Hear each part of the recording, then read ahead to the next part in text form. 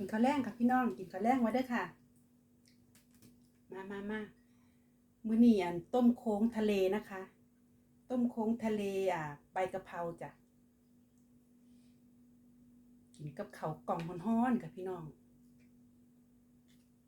แจ่วบักพริกป่นลวกผักโขมขาวหัวปีลวกถั่วพูนะคะสวยกันเลยหิวแล้วบ่พากหลายมื้อนี้เวลาหน่อย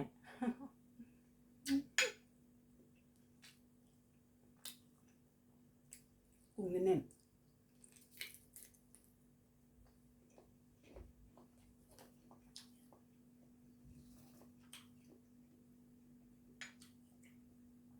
สดน้ำมันฮ้อนน้ำต้มโค้งข่อยเบาใส่นี่ยามันลงเฮียจาน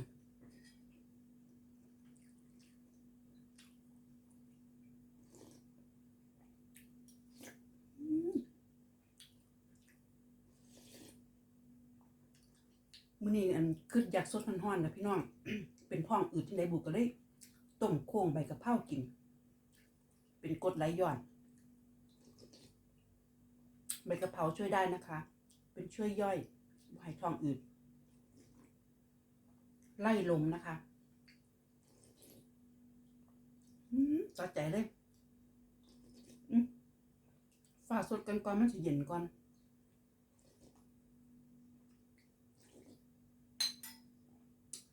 สะใจมีแห้งยาวโลดมีแห้งท้องยาวโลดพี่น้องเปิดแอร์กันฮ้อน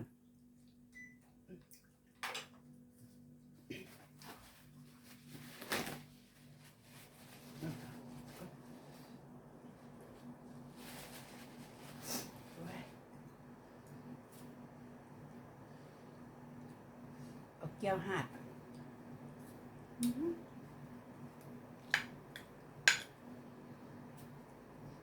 ข้าวกล้องไรซ์เบอร์รี่นะคะ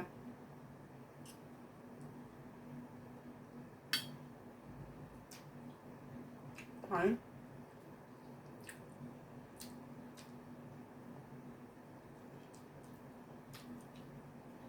กุ้งกับหอย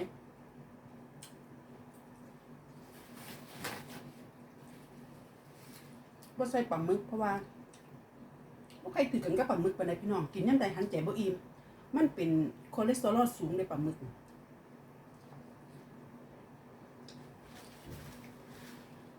ข้อยกินยามใดข้อยก็หันใจบ่ค่อยอิ่มก็เลยบ่อยากกิน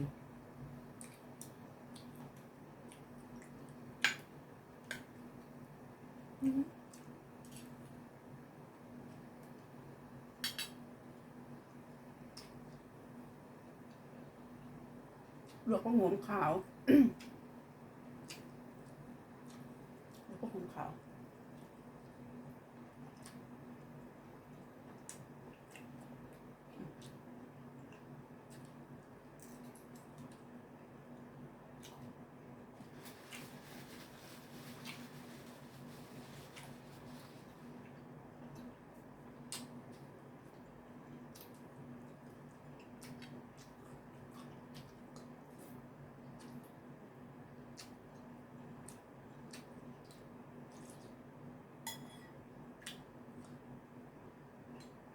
แม่นลงคอ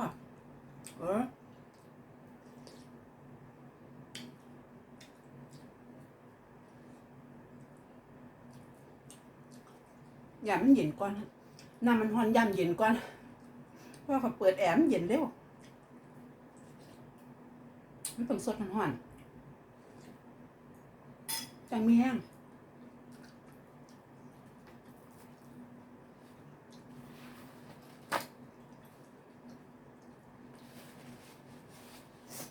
สะใจขนาดเลย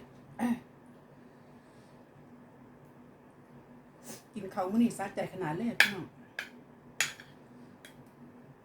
เขาเลยบรีสมะหอมมันหนุ่มอ่อนดีโอ้เสียบ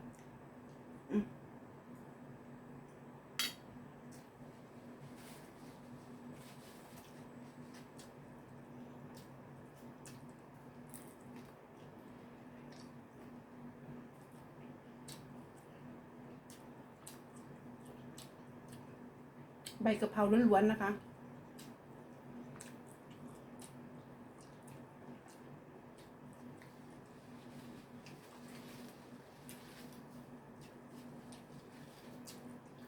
spicy seafood soup with hot basil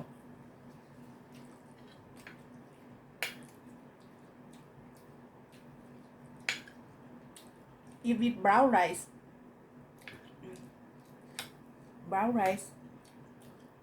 healthy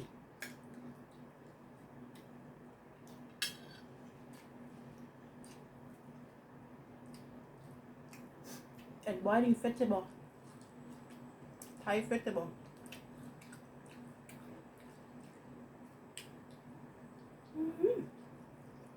มัดโซหอยพี่น้องหอยชิม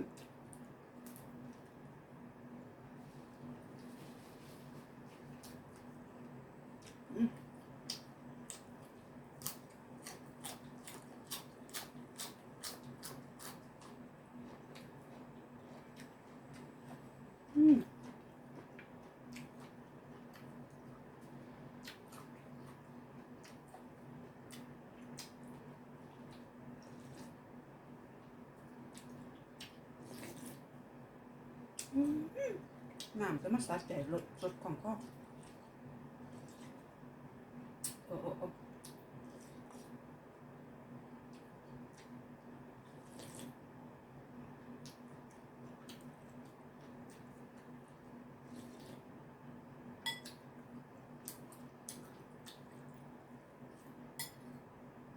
ใบกะเพราพี่น้อง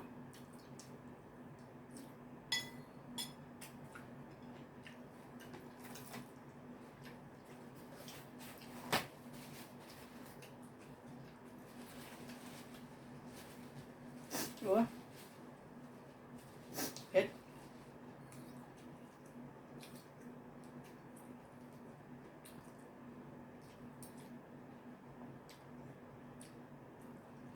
มันบ่เผ็ดแต่มันห่อนใบกะเพราเพราะว่าเขาใส่พริกหลาย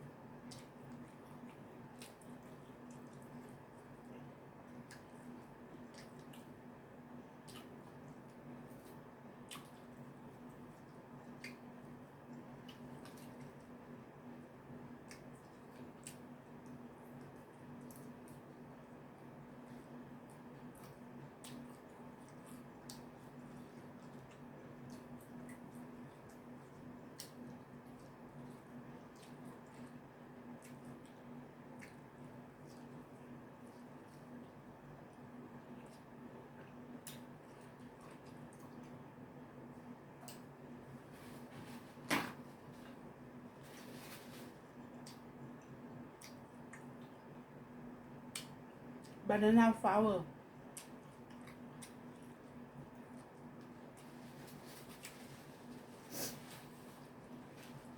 make it boiling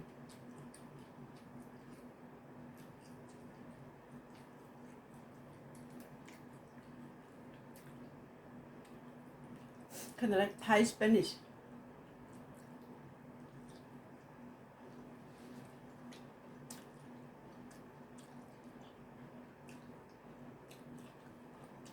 ผักขมขาวพี่น้อง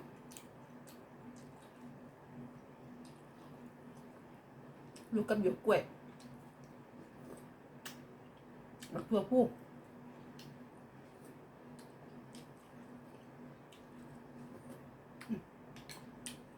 โอ้